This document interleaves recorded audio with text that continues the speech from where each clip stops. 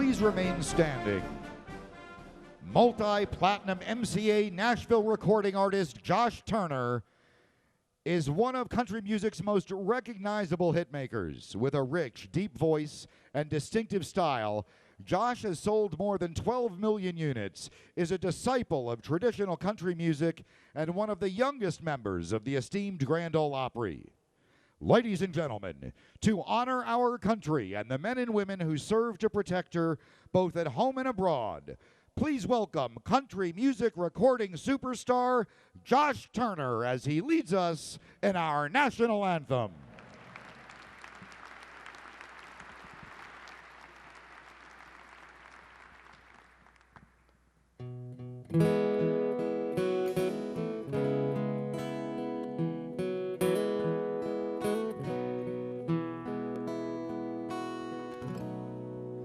Oh, say can you see by the dawn's early light what so proudly we hailed at the twilight's last gleaming, whose broad stripes and bright stars through the perilous fight o'er the ramparts we watched were so gallantly streaming,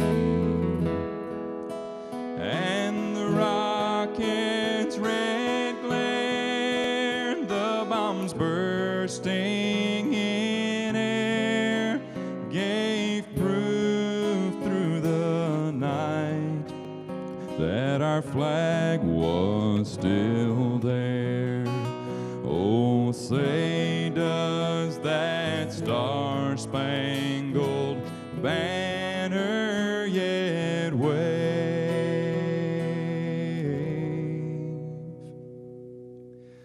o'er the land of the free and the home of the brave.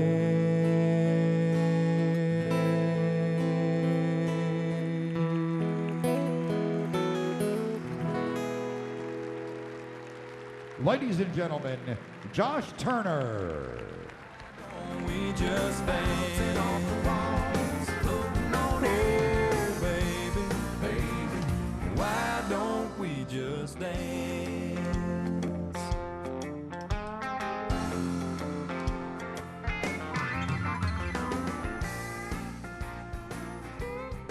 Ladies and gentlemen, from the great state of Minnesota, please welcome the chairman of tonight's 24th annual NRCC March Dinner. Ladies and gentlemen, Chairman Tom Emmer. Why don't we just dance off the walls, floating on air, baby, baby. Thank you. Why don't we? Thanks for being here. Thank you, Paul. Being the Green Bay Packer fan you are, thank you for celebrating a Minnesotan. I want to thank you all for being here tonight, and thank you so much for your support. In addition to having the opportunity to chair this amazing event, I'm proud to serve as Deputy Chairman of the National Republican Congressional Committee. The NRCC is committed to protecting and growing our House majority. And with your help, together, we can and we will keep the House in 2018.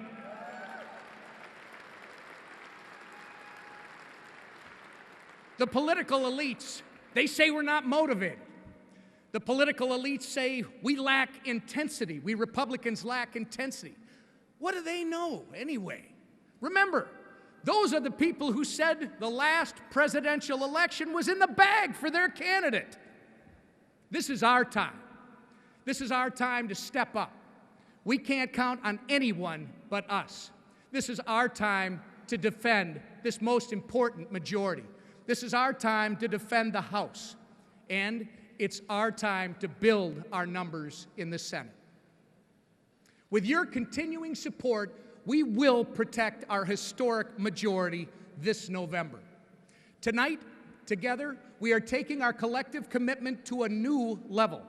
Tonight, thanks to your commitment and the commitment of people across the country, I'm proud to announce that we've raised a new March dinner record of $32 million.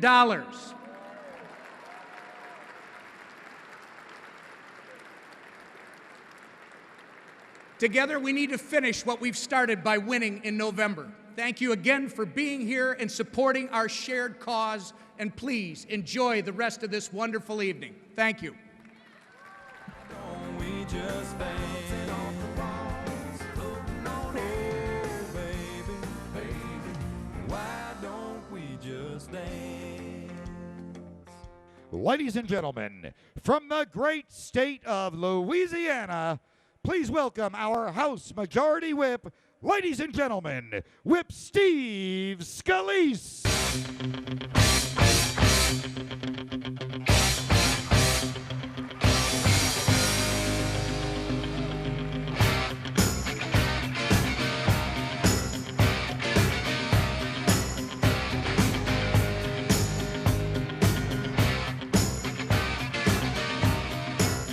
Ladies and gentlemen, your Majority Whip, Whip Steve Scalise. Wow. What a rowdy crowd. How y'all doing? Woo! Thank y'all so much for that wonderful, warm reception. And thank y'all for being a part of what has become a great tradition. This is the 24th annual March dinner. And if I look across, the people in this room are the people that have been so passionate and primarily responsible for us getting the majority in 2010. And it's going to be the people in this room that make sure we keep the majority in this November election and make sure Nancy Pelosi is not going to retain the title of Speaker of the House. Now, before they told me I only had 2 minutes to get you all riled up and then they're going to pull me off. So before I do that, there is a special guest, and everybody here is special, but there's somebody who's not only been here for all 24 of these events, but she just so happens to be 102 years old, Zoe Dell. Zoe, can you stand up? 102. Wow.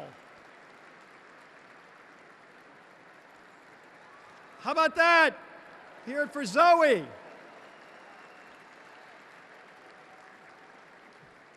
I want to be your dance partner in the next 24 years when we keep coming to this thing.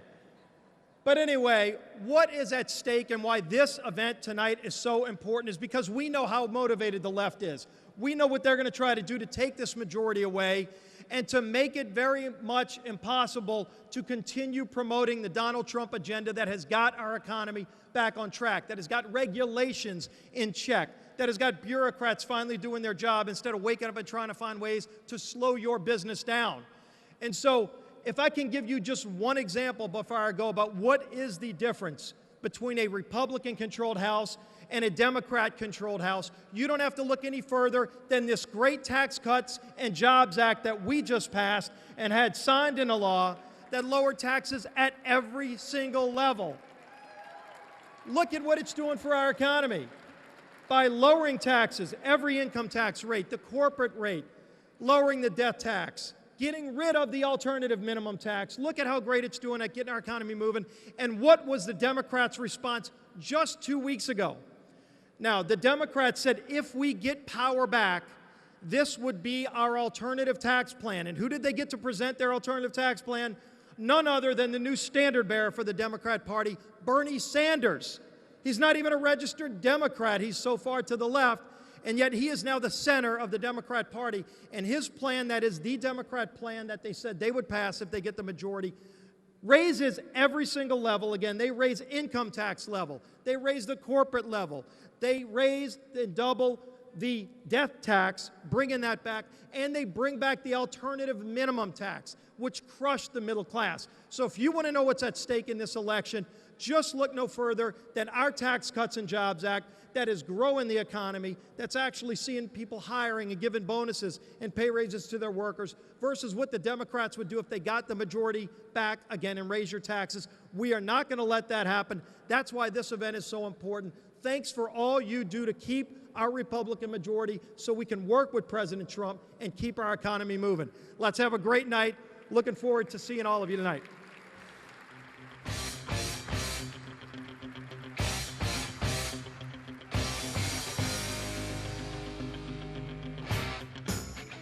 Ladies and gentlemen, from the great state of California, please welcome our House Majority Leader, ladies and gentlemen, Leader Kevin McCarthy.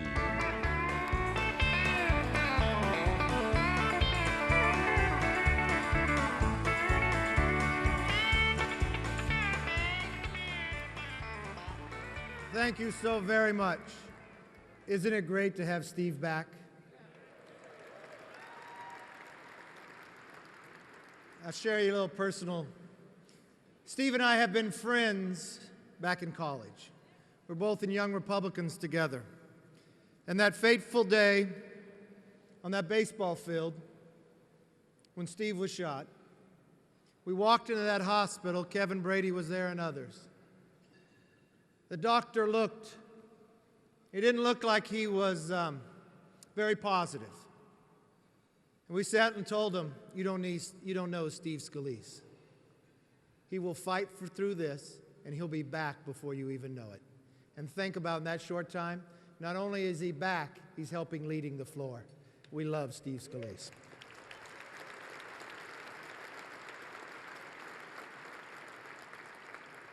On a personal note, I want to thank you. We know it's tough. We know the climate's hard out there. But if you listen to Tom Emmer, we just broke a record, $32 million tonight.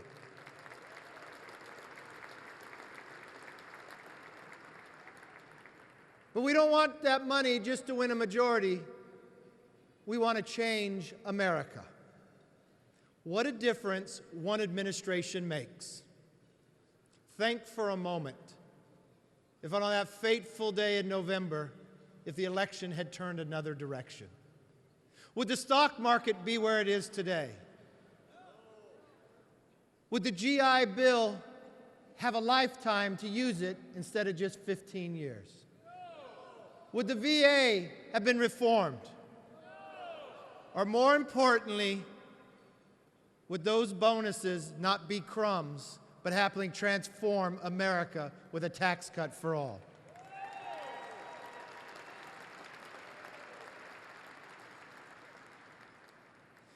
You know, I want to thank Tom Emmer. When he became the chair for this dinner, he called me up, and he said the only way it could be successful if we got the president to come back one more year. The Speaker and I and Scalise, we were at Camp David going over what we need to have accomplished this year, and we had a whole list I laid out to the president. And the first thing on it was this dinner. The president didn't wait for me to ask. He says, I'm going to do that, and we're going to do more. Because we're going to keep this House. We're going to make sure Nancy is no longer or ever has a hope to be a Speaker of this House again.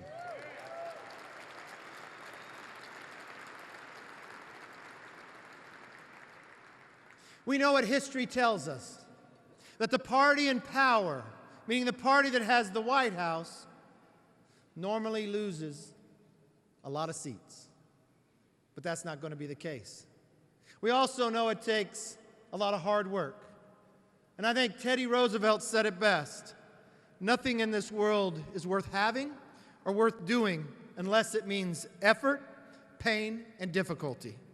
I have never in my life envied a human being who led an easy life. President Trump has not had it easy. The media doesn't want to tell you about the successes. But I will tell you this. Not only is America starting the comeback, come in 2018, we're going to keep America great again. Thank you and God bless.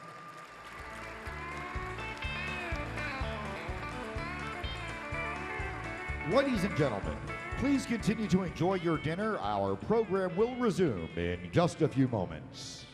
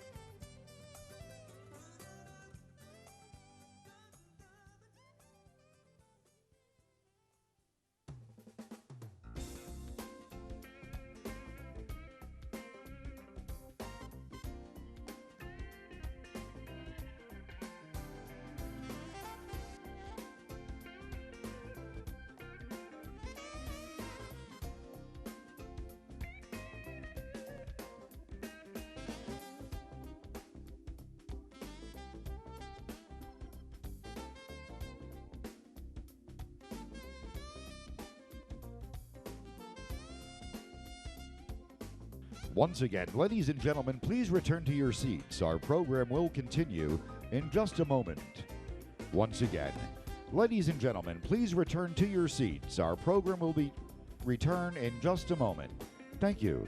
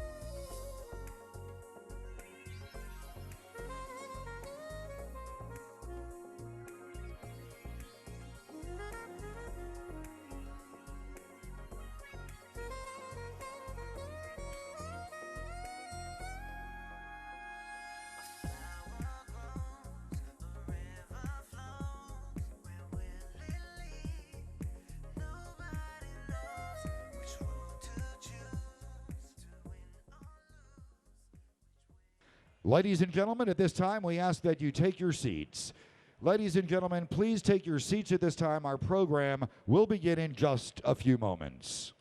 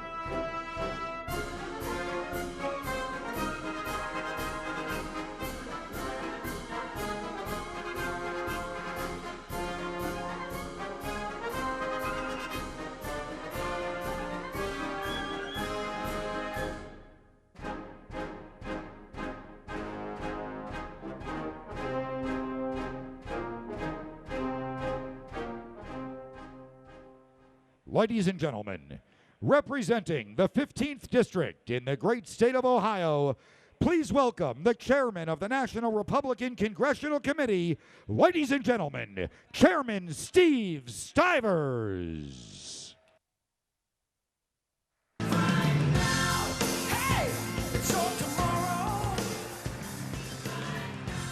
Good evening, everyone. Please take your seats. I want to say thank you. We've spent the last year recruiting candidates, selling our policies, and ensuring we have the resources to compete across the country. And now, with November in sight, I want to give you a quick update. First, our recruiting team has done an outstanding job, and I'm proud to say that we have a record number of women candidates running and ready to win.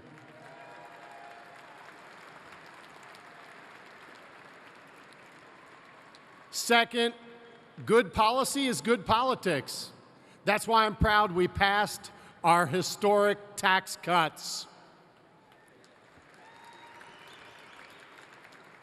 This legislation's already seeing positive results in the form of better take-home pay, bonuses, and more perks for workers.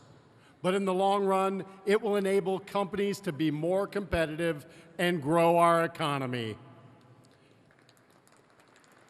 And of course, thanks to many of you in this room, we've raised record amounts of money for our cause. In 2017, we raised more money than ever in a non-election year. And we're already, thanks to Tom Emmer and others, on a record-breaking pace for 2018. Give yourselves a round of applause.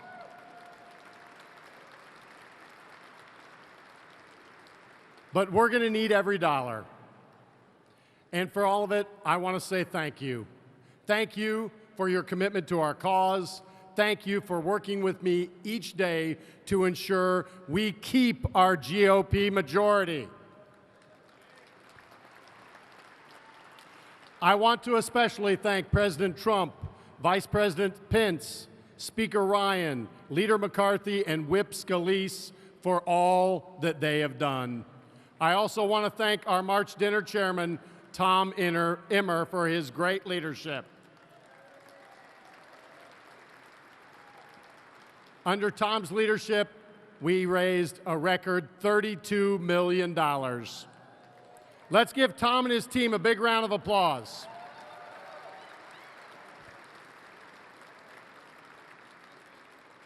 We need all of you to continue to be with us because we will succeed or fail together. We need to be determined to hold this House majority, and I'm asking for your help. Are you with us? Thank you for all you've done. On to victory in November, everybody.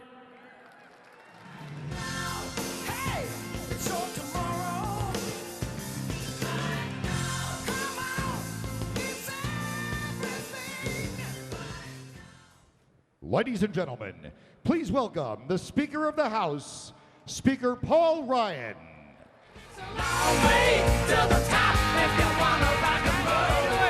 Hey, everybody. Wow, look at this crowd. It's fantastic. Man. Hey, Brian, how are you doing? Thank you so much. Thank you so much. It is so great to see all of you. This is such a great night for us. I've got to say, your support for our conference and for the NRCC, it really means a lot. So just thank you. Thank you from all of our members to you for helping us get to where we are. I got to say, what a year this has been since we were in this building at this time last year. Think about it. Think about all that's happened in just 1 year's time. A year ago, we came together, we talked about all the great things that this new unified Republican government was going to do. Remember the things that we were talking about we were going to do on behalf of the American people? Well, guess what? We got to work, and we are delivering on those promises.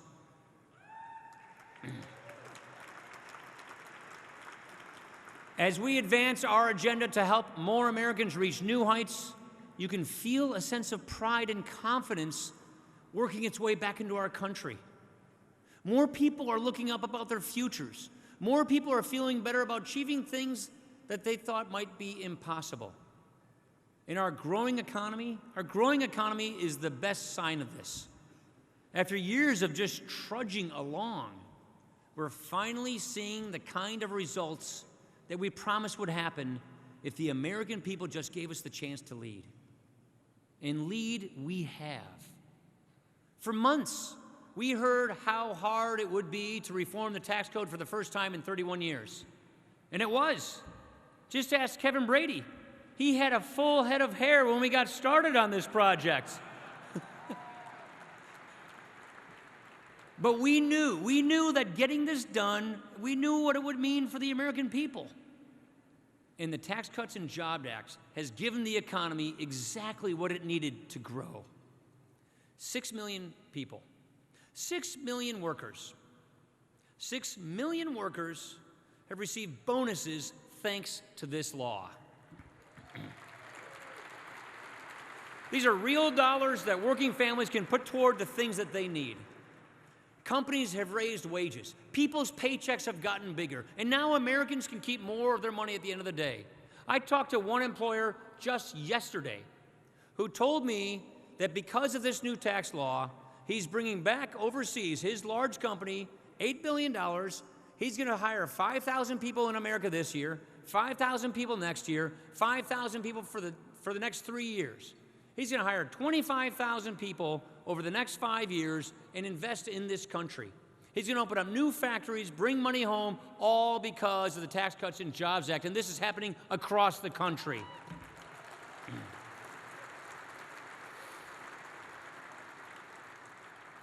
When we discussed with you last dinner what we were planning, we talked about how we had an opportunity to do big things. Well, this was a big thing.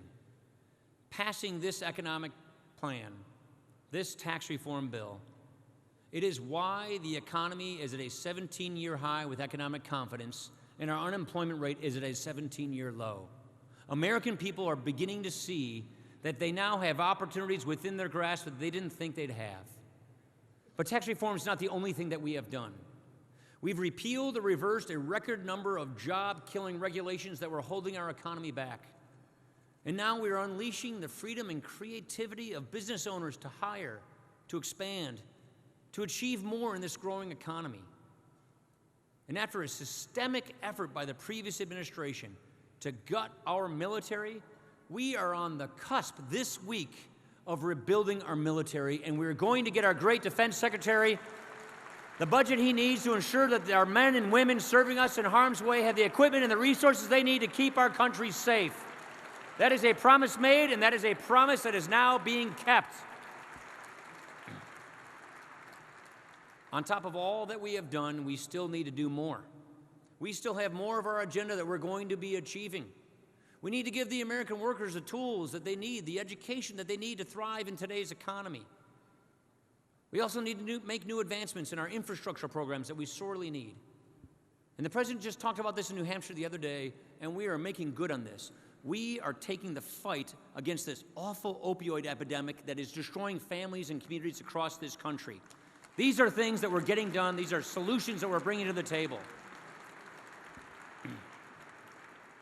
This is the core of what we have done. It's what we're working on, and it's how we are restoring the confidence among the American people. Now, we need to sell this message. We have upended the status quo in such profound ways that we are actually improving things for our constituents, that we're actually materially making a difference in people's lives, and at the end of the day, that is why we are in these jobs. We need to line up the choice for our constituents and make it clear for them. If you re-elect us, we will continue to push this economy higher, we will take control from Washington and return it to the states, and we will empower people with the freedom and the ability to reach their full potential. That's what the Republican Party stands for, that's what our agenda delivers, and that is what is happening in America.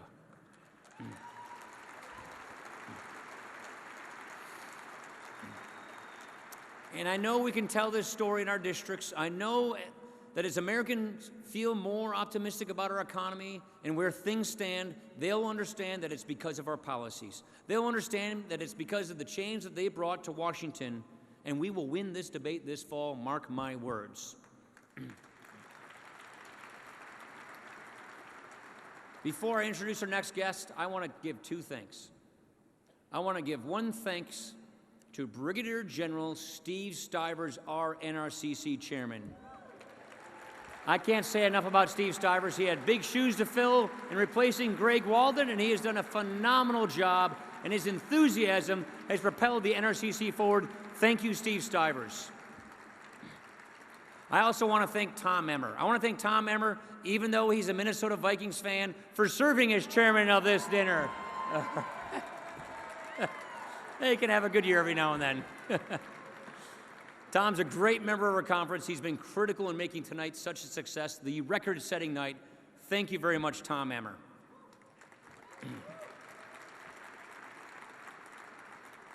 Finally, let me say just a very quick word about a very special guest that we are here honored to have with us tonight, the President of the United States.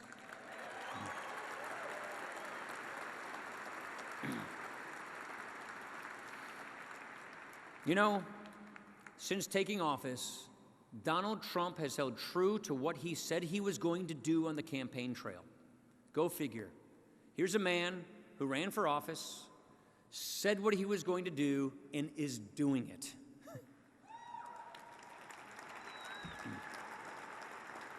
He promised the forgotten men and women of this country that they'd be forgotten no longer, and that is the mantra that has guided him every single day in the White House. He worked arm in arm with us to cut taxes for working families.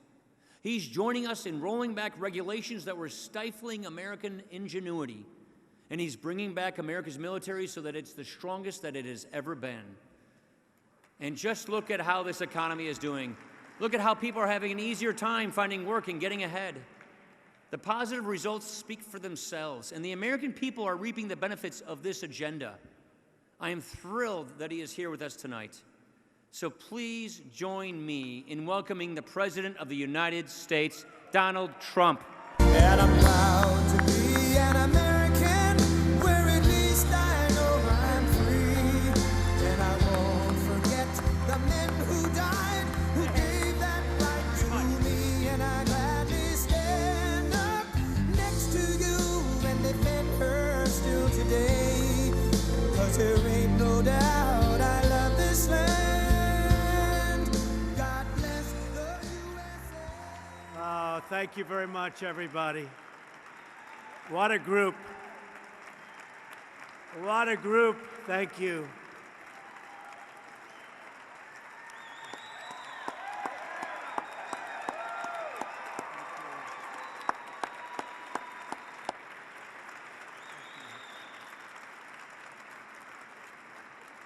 Thank you very much. And I have to say, I don't know if you know, you broke the all-time record. Last year was your record, and I was here too. And the year before that, you didn't do so well, and I wasn't here. You went from 18 million, which is good, not great,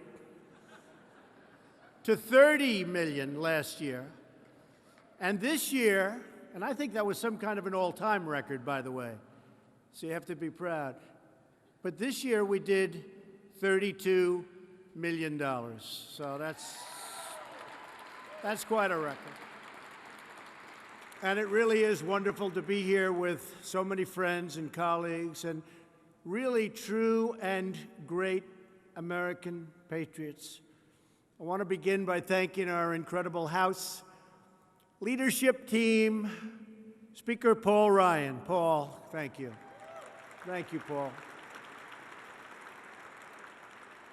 A wonderful man who I've gotten to know very well. What a personality, Kevin McCarthy. Where's Kevin? Where is stand up, Kevin? Thank you, Kevin. A man who's got more courage than all of us, Steve Scalise. Steve, you don't have to stand. Look at him. Kevin, he got up faster than you did. I don't know what's going on. Conference Chairwoman Kathy McMorris Rogers. Kathy? Kathy? Great job. Great job, Kathy. NRCC Chair Steve Stivers, General. I didn't even know about that. I'm impressed. I don't know if I like that or your political career better, but they're both very good. Thank you, General. And tonight's dinner chair, Congressman Tom Emmer. Thank you, Tom. Thank you, Tom. Thank you, Tom. Thank you very much. Great job. 32 million. I guess you did a good job. We did it together.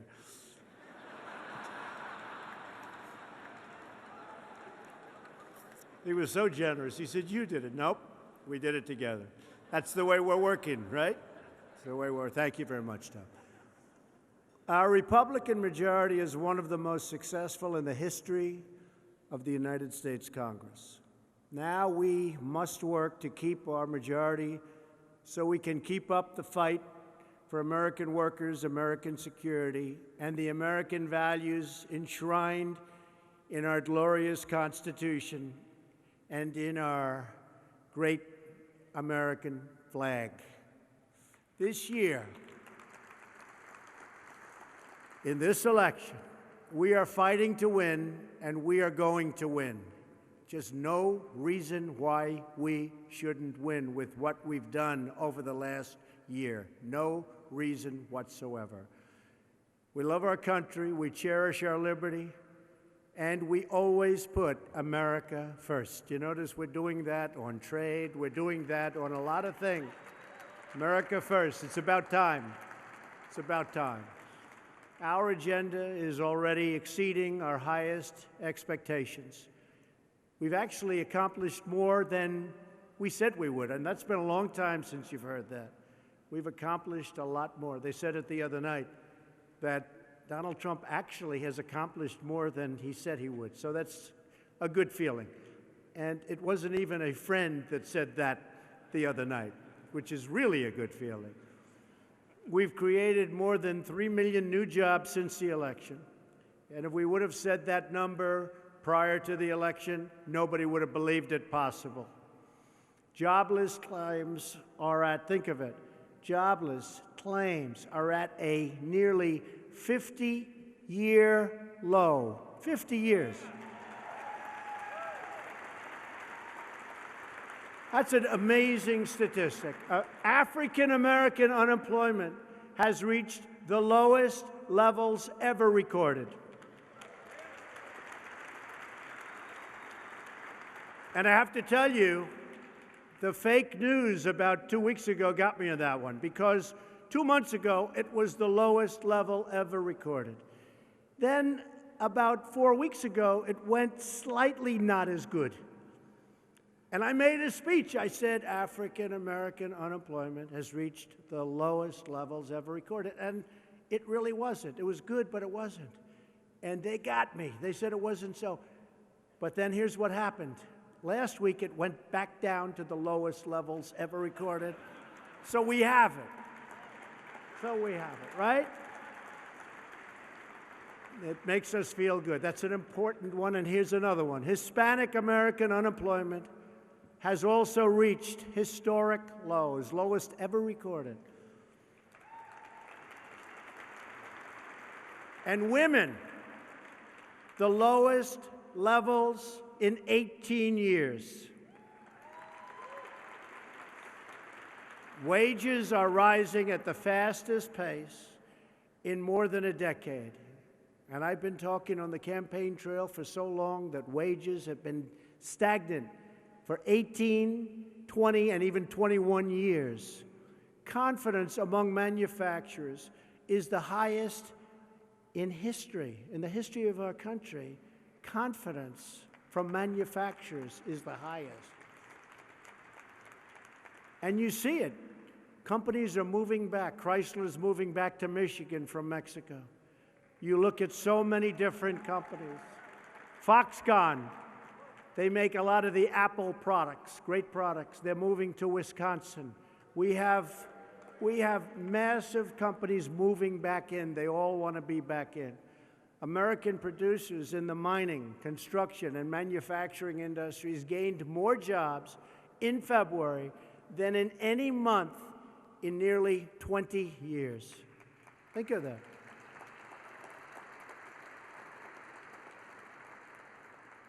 I mean, you ever hear numbers like this? And these are really numbers that we're getting right out of the manual. This is it. It's hard to believe. These are incredible numbers. That's why we should do great when we run in a very short period of time. The economy is booming, and it's booming because we passed the biggest tax cut and reform in American history. Biggest in American history. And when they came to me, because not since Ronald Reagan has anything been close, and when they came to me, they said, we're going to pass tax reform. I said, why hasn't it been done in 38 years? They said, we don't know, you just can't do it. And I said, well, it doesn't make sense. You're cutting taxes, why? Well, sir, I don't know, but here's the bill. It's tax reform, it says tax reform. And I said, there's something wrong. How come it hasn't happened? And I said, I think I have the idea. Don't call it tax reform, call it tax cuts. It was never called tax cuts.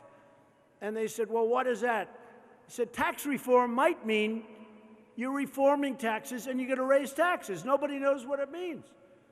So call it tax cuts. And in fact, let's call it the Tax Cut Bill. And Paul Ryan wouldn't do it. You know, he's a classy guy. He said, that's just, I can't do it.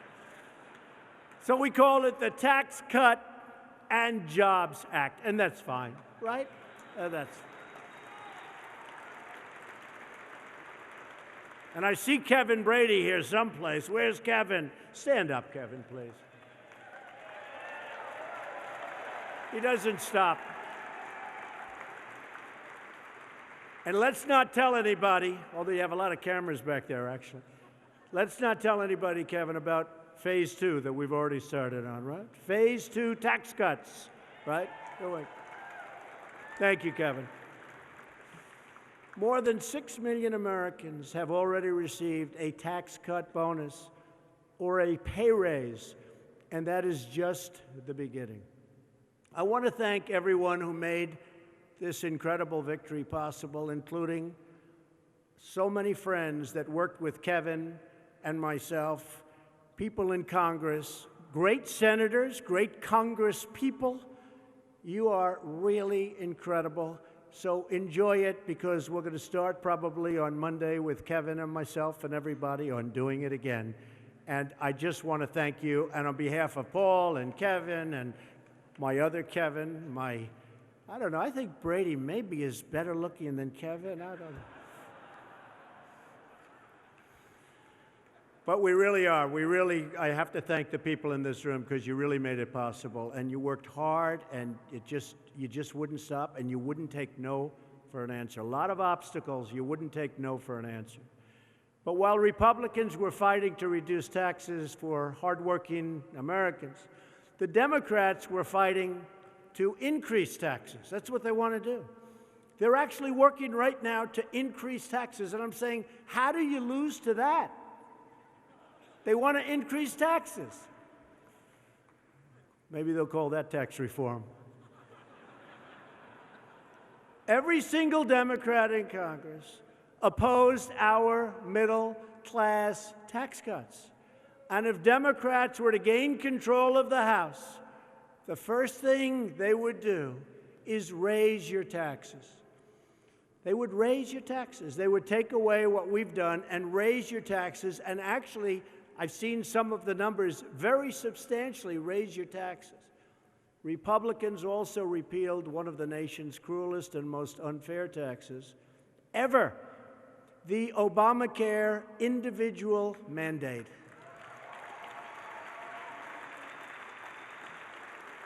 And the mandate is gone forever. And that's a beauty. You pay a lot of money not to have to pay and not to get health care. So you're paying not to have health care. I mean, that wasn't so good, but we got rid of it. And you know, included that nobody even talks about is Anwar in Alaska, one of the great sites of energy in the world. And I didn't think it was a big deal. And then one day, a friend of mine who's in the oil business called, is it true that you have Anwar in the bill? I said, I don't know. Who cares? What does that mean? What does that mean? They said, no, is it true? I said, what does it mean? What's the big deal? And they did put it in. They said, well, you know, Reagan tried. Every single president tried. And not one president was successful in getting it. The Bushes went, everybody. I said, you got to be kidding. I love it now. And after that, we fought like hell to get Anwar. He talked me into it. And he didn't care, but he said it was amazing. So by itself, that would have been a big bill. But that was included. And we're doing great, by the way, on energy. We are now an exporter of energy. Can you believe that? 10 million barrels, folks. We just cracked 10 million barrels. We've also ended the crushing onslaught of federal and other regulation. That's a big deal. And I hate to say it to Kevin, but some people consider what we've done on regulation as important, and some even more important, than the tremendous tax cuts, because the regulations were killing our country. They were killing us. Together, we have set a record for cutting the red tape, passing a record number of bills, to permanently remove job-killing regulations. All over the country, they're building now where they had no chance of getting going. Even if you look at the pipelines, immediately upon taking office, I let the pipelines go. Keystone, you know, both of them. And we let them proceed. 48,000 jobs, and we're going to have 2 great environmentally friendly pipelines. Really great. 48,000 jobs. That was an easy one. But they would have never been built. We've ended the war on American energy, and we've ended the war on beautiful, clean coal. And thanks to this Republican Congress, we're transforming the VA to keep America's promise to our brave, incredible, beautiful veterans.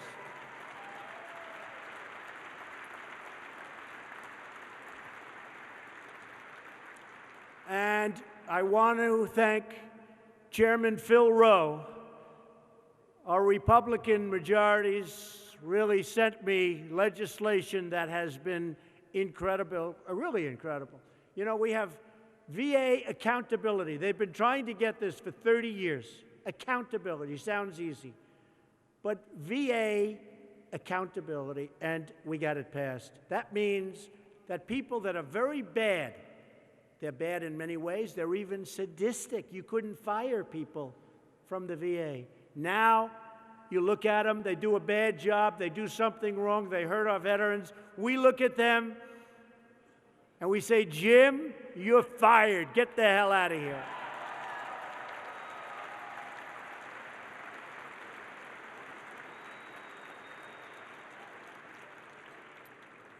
I made a lot of money with that phrase. I was grateful. But Congressman Rowe, where are you? Congressman Rowe. Congressman, thank you. Great job.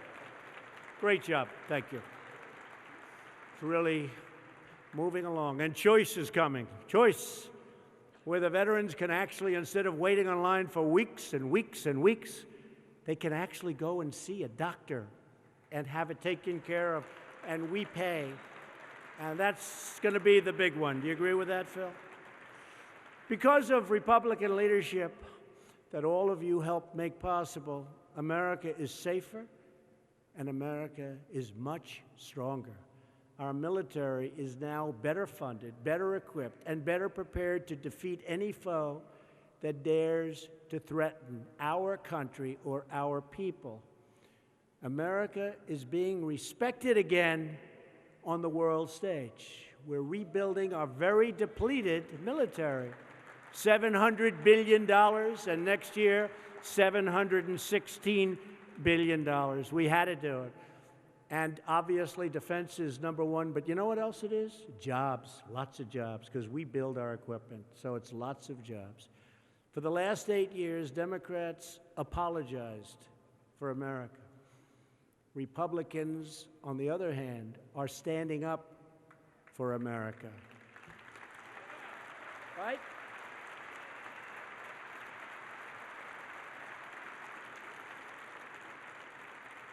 We've seen a lot of apologies. Last 8 years, we've seen a lot of apologizing. Not any longer. We don't apologize. It's been an incredible... Took a little while to figure that one out, huh? It's been an incredible year for our country and for the Republican Party. And the accomplishments of our party in Congress are even more impressive because Democrats have stood in the way of progress every single day. You know, we have hundreds of people that cannot come into the administration because they're being slow-walked by the Democrats in the Senate. Last count, it was 270 people. Now, the only thing good about that, in the private sector, they'd like it. They'd say we're cutting payroll. But here, we want to get them. In the State Department, and one of your originals, Mike Pompeo, will be, hopefully very soon, our new Secretary of State. He's going to do a great job. Mike is going to do a great job. Not only did Democrats universally oppose tax cuts but every single Democrat voted no on better health care. They voted no. Every single one. The one thing they do great is obstruct. They're great at obstruction. They're wonderful at sticking in a block. They rarely break up, although I think we're going to break them up a little bit because a lot of them are saying nice things about me in certain states that we won by a lot, and they're running in races. You know about that, right? But they really are a block. They just vote no. And I don't think people want that when it comes time to elect. They don't want to fix our health care system. They don't want DACA. They do not want DACA because they think it might be a good political issue. And we want DACA. And DACA is very much tied to the wall, and we have to have the wall for the drugs that are pouring into our country and for the people that we don't want in our country. We're going to have the wall. But they don't want DACA. They really don't. They want to use it as a political football. And guess what? I think it plays better for us than it does for them because we want to do something for the 800,000, and they don't. So it's been a little bit of a change of position, and we're going to win that one every time, but we're also getting the wall. Nearly every Democrat voted against a ban on late-term abortion when unborn babies can feel the pain. The late-term abortion ban is common sense policy, supported by almost two-thirds of the American people, but virtually every Democrat voted in lockstep against protecting these innocent lives. On issue after issue, House Democrats are way outside of the American mainstream. Nowhere in the Democrats' extremism, and nowhere can you see anything displayed more clearly than on immigration. A vote for Democrats is truly a vote for open borders. People pouring into our country, pouring in. We have no idea who they are. They're coming in, open borders. You look at sanctuary cities where criminals are protected. If House Democrats control the committees and control the floor, they will block every single effort to secure our borders and to defend our communities. Nearly every House Democrat voted in favor of sanctuary cities. They voted to release criminal aliens to prey on innocent American lives. Republicans believe our cities should be safe havens for law-abiding Americans, not for criminal aliens or illegal immigrants. It's time for Congress to stop funding sanctuary cities so we can restore the rule of law. The American people are with us. Let's fight to save those incredible American lives. And you see what's happening. You see the slaughter. You see the kind of killing and hurt and pain. And we are fighting very hard, and I think we're doing one hell of a job. And you look at our borders, and you see the difference in the numbers, but the laws are not helping us because we have some laws that are very much against everything that we stand for in this room. House Democrats also voted against Kate's Law, a common-sense bill authored by Chairman Bob Goodlatte. Where's Bob? Bob. Bob. Thank you, Bob. And that bill's been sitting for a long time over there, Bob, hasn't it? It's too bad. They voted against legislation to keep gang members like MS-13 out of our country. These are extreme and dangerous positions. They make no sense. So here is our message for the coming election to the American people. If the Democrats ever got back into power, they would vote to raise your taxes, release dangerous criminals, open your borders, shut down this great surge of American energy that is tremendous for jobs, tremendous for the economic well-being of our country, and frankly, helping the world. They would take over American health care, take away your Second Amendment, and ship away your jobs to foreign countries, like has gone on for so many years. And those days are over. Those days are over.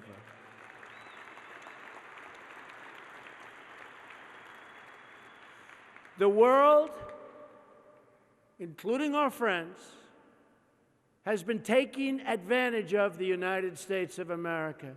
We can't allow that to happen anymore. We just can't. We want our jobs to be here.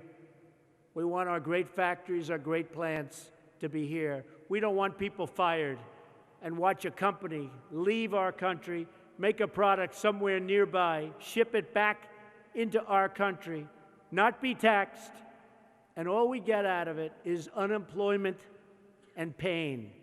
Not going to happen anymore. That's why so many companies are moving back. They're moving back, first time in many, many decades. That's why we need strong Republican majorities.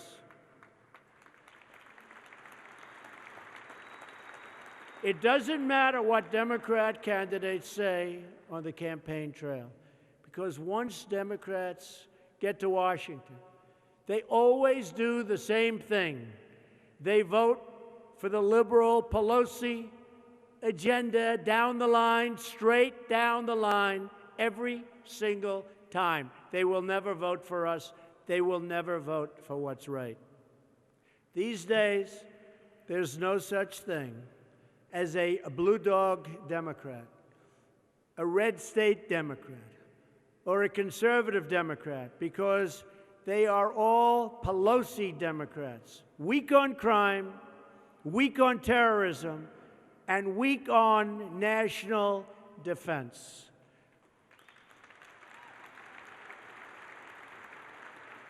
And on terrorism, in Iraq and Syria, we've taken back almost 100% in a very short period of time of the land that they took. And it all took place since our election. We've taken back close to 100%. Democrats like to campaign as moderates, but they always govern like radicals. That is why I am going to campaign all across this country to elect Republicans, so that we can reduce taxes further, reduce crime, increase jobs, and make our communities safe and prosperous and secure. And I'll be all over the country. Kevin, you'll get me all over. Where's our Kevin? You're going to get me all over the country, Kevin. And I'll be complaining every single trip. But I'm going to get there. We're going to keep criminals off our streets. And terrorists, we're going to keep them the hell out of our country.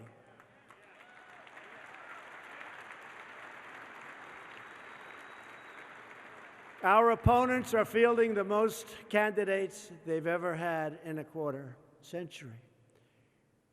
Many have not held office before, which means it will be easier for them to conceal their true beliefs. You're not going to know anything about these people. That's why we must tell the truth over and over again. A vote for a House Democrat is a vote for higher taxes, open borders, and the destruction of American jobs and American wealth. It's also the destruction of the American dream. It's a dream, and they're destroying that beautiful dream. But to win, we have to outwork the opposition. For some reason, when a party wins the presidency, incredible, what happens is they lose 2 years later. And I know what happens. I figured, I could never understand. Like 95% of the time, they end up losing the midterms. It's called complacency. Nobody's explained it. I couldn't understand why. You win the presidency, you think and we do record business. The economy's maybe the best it's ever been. Ever. I think ever. How has it ever been better? The stock market is at an all-time high. Jobs are the number one, 154 million jobs. That is the most jobs in the history of our country we have right now. The most jobs. We need more people, you can believe it. We're going to have an incredible expansion. But it's called complacency because you win the presidency. You work so hard. Look how hard we worked. You work, and you win. And now you take it easy a little bit. Oh, I'm so happy we won. That was so hard. And then a year goes by, and now all of a sudden you're running again. And you get complacent, and you lose. But then what happens? Oh, boy, are we gonna win in 2020? But we have to worry about 18 before we worry about 20.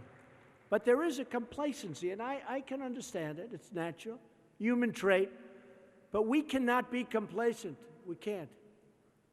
We have so much to gain, and this country has so much to lose. So we have to remember. You know, we have a short period of time now. We have to remember.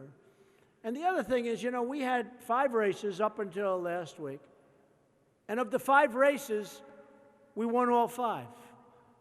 These people back here expected us to lose a couple of those races, maybe more than that. We won. They didn't know what to do.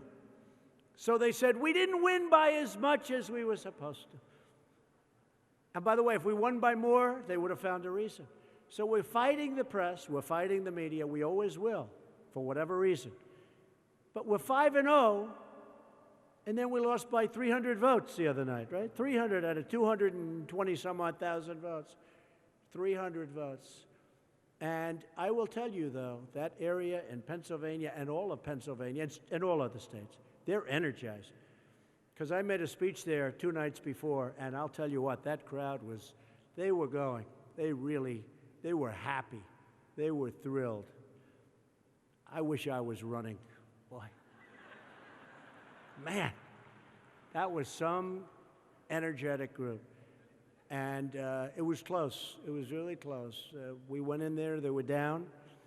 Good man, Rick Saccone, good man. And didn't quite make it. But lost, think of it, lost by about 300 votes out of all of those votes. So it's pretty incredible. But we can't let it happen. We have to win.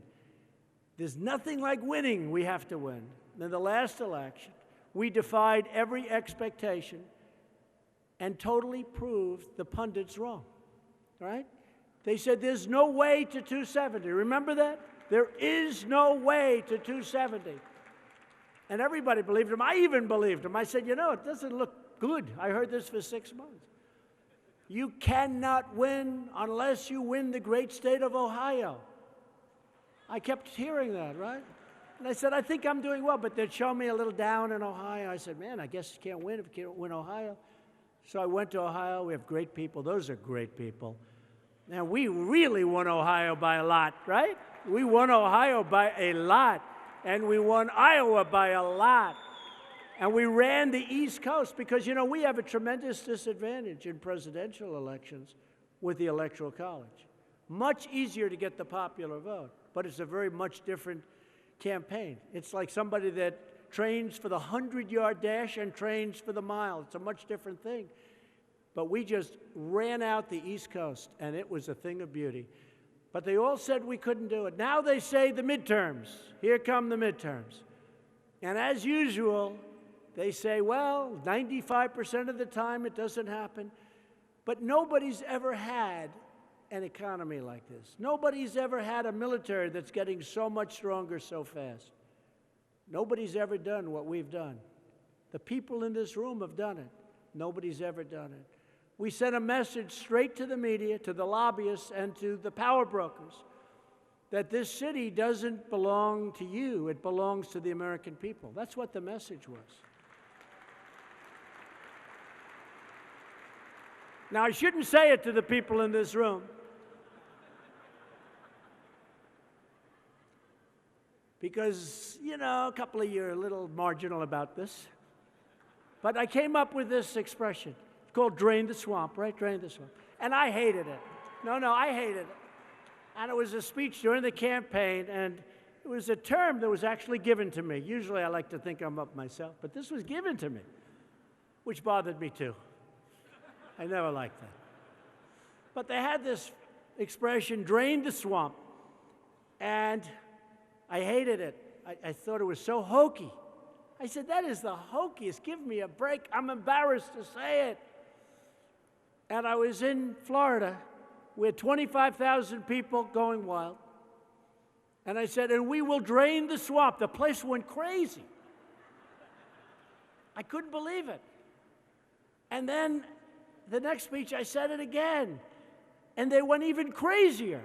We will drain the swamp. I hate to, especially these people right here. They're saying, oh, please don't say this, Mr. President. Don't worry. Close your ears. We will drain the swamp. And every time I said it, I got the biggest applause. And after 4 or 5 times, I said, boy, what a great expression. I love saying it. You know? It's amazing. It really is amazing. But this city does belong to loyal, hardworking, tax-paying Americans. And with your help, with the help of the hard work of everyone in this room, and you do work hard, it's a tough job. Politics is nasty. I used to say the toughest people are real estate developers in New York City. And now I say, you guys are babies. They come to see me, hi, Don. I say, you are nothing. These politicians are brutal. We got a leak, we got a this, we got a that, we got a horrible false story on the front page of every newspaper. No. Real estate developers are no longer the toughest people. Politicians in Washington are the toughest people. It's not even close. But we're going to defy the predictions once again. We will keep the House majority.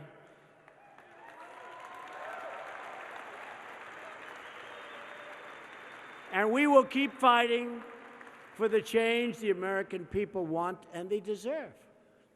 The Democrats think they're invincible. I mean, I watched this Maxine Waters. You ever see Maxine Waters? A low IQ individual. Low IQ. We will impeach him.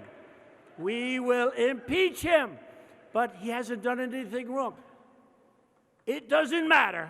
We will impeach him. This is what we're going to have. This is what we're going to have to fight against. It's easier just keep going good. We're going to keep the economy strong. The truth is the Democrats never have been more vulnerable because they've lost touch with normal, everyday working people. Democrats haven't learned. They still think the loyal citizens who care about jobs and borders and security are deplorable. You know, when Hillary made that speech, she said deplorable. I thought it was bad, but I didn't know it was going to be that bad. But the problem is she said so many of my people were deplorable. And you know, the next day I made a speech and everybody's wearing I am deplorable. I said, there's something going on here. That was not a good word to use. You have to be careful in politics, right? That was not a good, and I would say her last statement about women, they have to get approval from their husbands, their sons, and their male bosses to vote for Trump. That was not a good statement. Not good.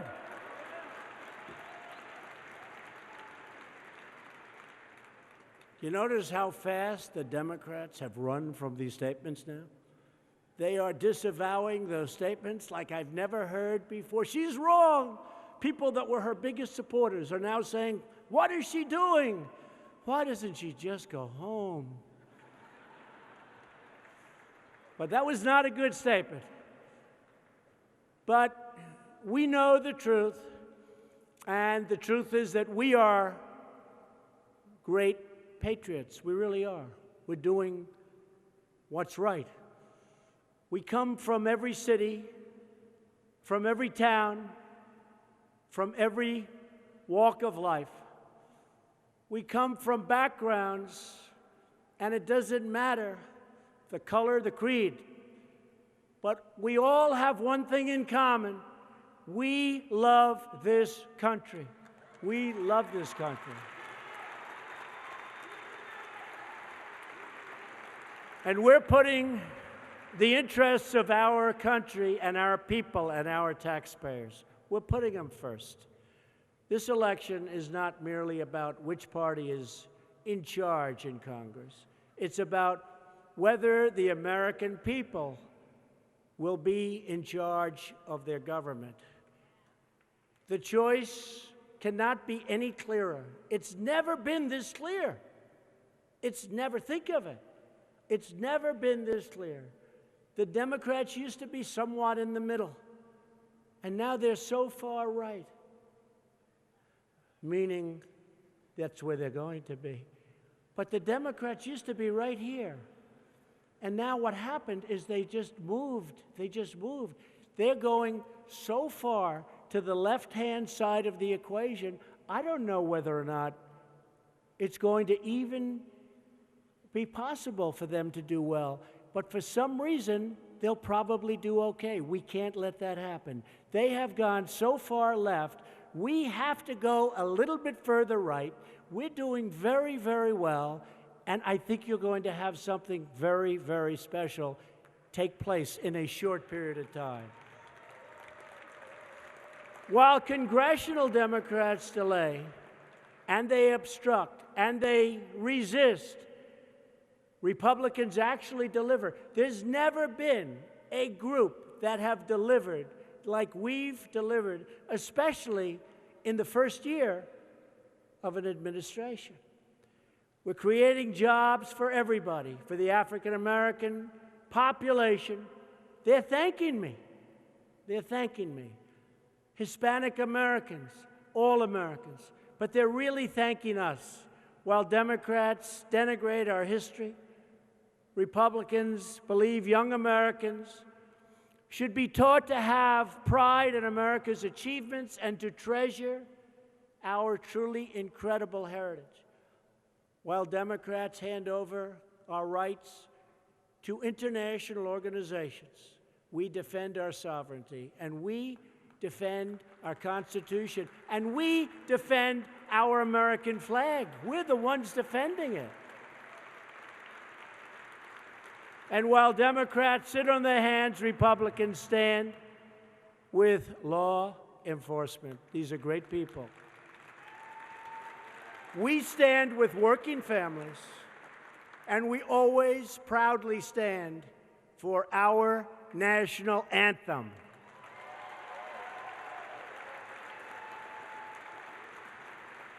We believe in strong borders and safe communities, and we believe in the truth of our national motto, "In God we trust." Our victories are Americans' victories because the Republican Party is now the party of the American worker, the American family, and the American dream. Our mission is to serve the needs, the desires, and the highest ambitions of the American people. And that's what we're doing. And we're really doing a great job of it. We work for them. Their hopes are our hopes. Their dreams are our dreams. And their future is what we are fighting for each and every day. With your help and with our Republican majorities in Congress, we will carry the hopes and dreams of the American people all the way to victory in November. So important, so important. And together, we will build a future of safety, security, prosperity, and freedom for all of our citizens. We will never give in. We will never give up. And we will never, ever stop fighting to make America great again. And that's what's happening. Thank you. God bless you, and God bless America. Thank you, everybody, and congratulations on this evening. Thank you very much. Thank you. Thank you.